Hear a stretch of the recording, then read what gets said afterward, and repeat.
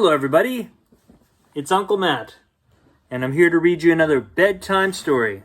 Today's bedtime story is The Berenstain Bears, Trick or Treat by Stan and Jan Berenstain. And this book was copyright in 1989.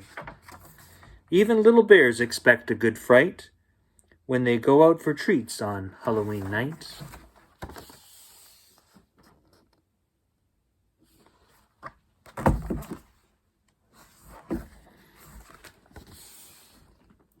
The sights and sounds of autumn were all around as Mama Bear pushed her shopping cart along the path that led to the Bear family's treehouse. The trees and shrubs were ablaze with color. Farmer Ben's pumpkin stood bright orange in the October sun. The crows cawed noisily as they searched the stubble for bits of corn. Wild geese in great V formations honked high in the sky as they flew south.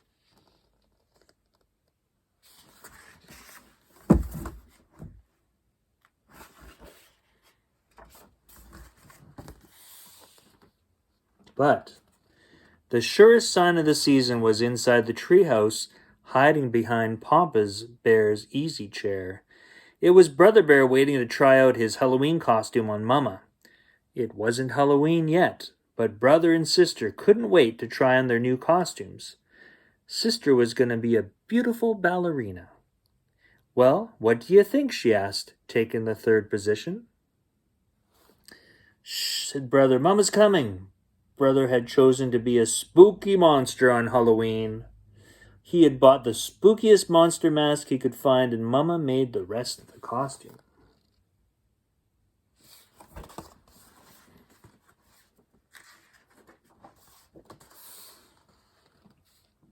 "Boo!" he shouted as Mama came in with the groceries. "Help, a monster!" she cried, pretending to be frightened. "It's only me, Mama," he said, showing his face. "So it is," said Mama. "Well, that just goes to show that appearances can be deceiving." "Appearances can be deceiving? What does that mean?" asked Sister. "It's just a grown-up way of saying that things aren't always what they look like," explained Mama as she unpacked the groceries. "Look, goodies," said Brother. "Hands off, please," said Mama. "Those are for trick-or-treaters who come to our house tomorrow night."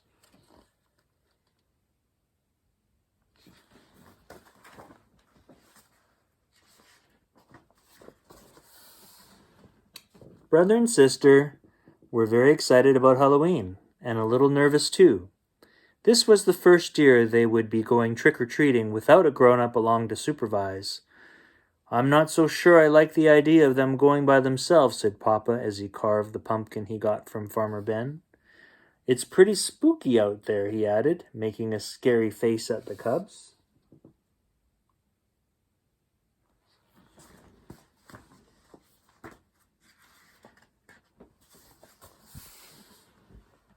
"Now, Papa," said Mama, "if Brother and Sister want to accept the challenge of going out on their own, I think we should encourage them. But remember," she continued, turning to the cubs, "there will be strict rules. You'll stay in your own neighborhood, and you won't eat any of the treats until you're back home."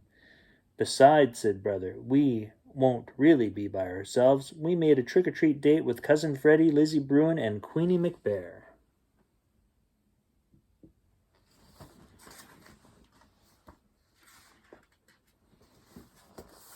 "There," said Papa, putting on the finishing touches on the jack-o'-lantern. Then he lit a candle inside it and turned out all the lights. It was pretty scary.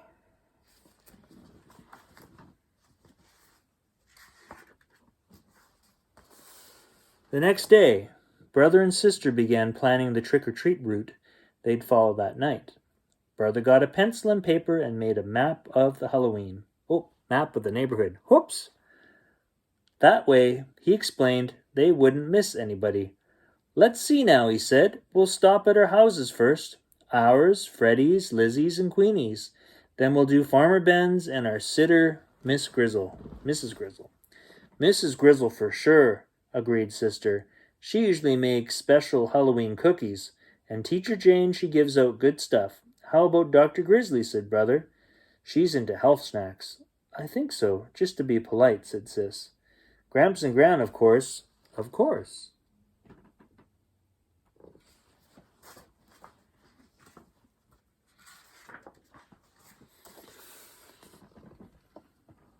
I'll tell you one place we are going to miss, said Brother, folding his map.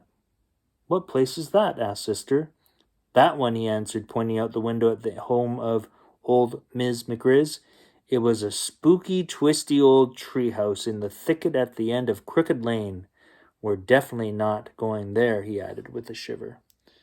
Why ever not? Asked Mamma, who was listening. Why not? Said the cubs. Because she's a witch. That's why not. Ooh.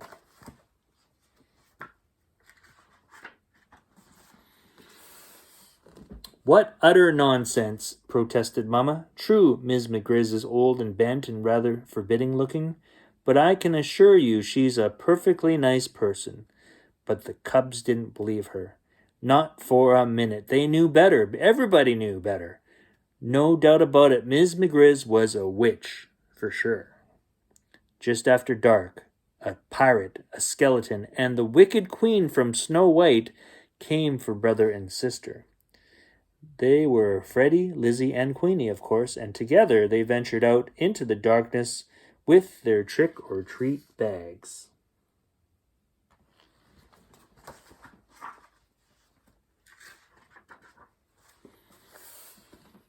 Before they could get started collecting Halloween goodies, they were joined by some worrisome company.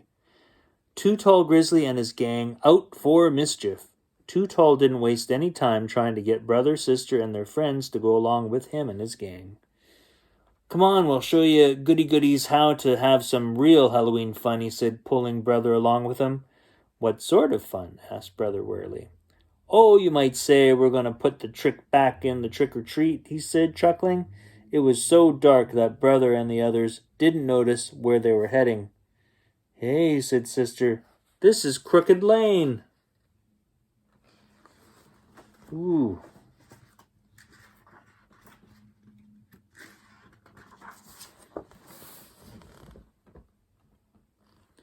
That's right, said Too Tall. We're going to play a few tricks on old Witch McGriz.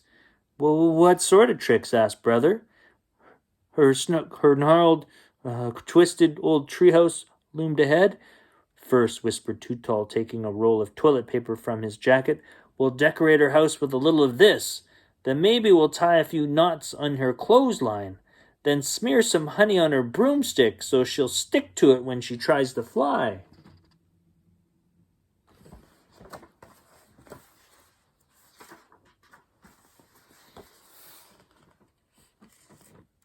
But before Too Tall and his gang could start their mischief, the front door opened and a bright yellow light stabbed the darkness. And there in the darkness, or in the doorway, stood the frightening figure of old Ms. McGriz. Aha, she said in a gravelly voice, I'm ready for you. Ooh.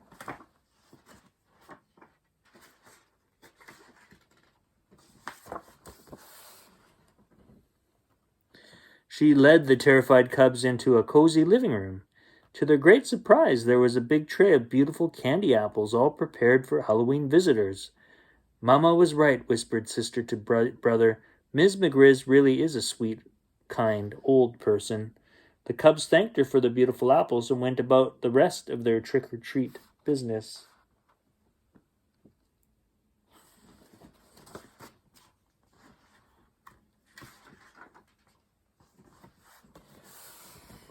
Later that evening, Brother and Sister were at home looking over all the treats they had collected. The beautiful candy apples stood out, and Papa asked where they came from. From Ms. McGriz, answered Brother. From that scary-looking old grouch push that lives down the Crooked Lane, said Papa. That's right, said Brother, taking a delicious bite of his candy apple.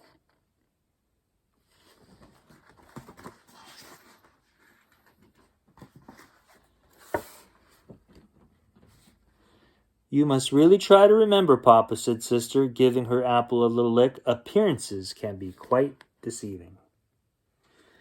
And that's all the time we have for Uncle Matt's bedtime story. I hope you enjoyed that story, and I'll see you next time. Goodbye.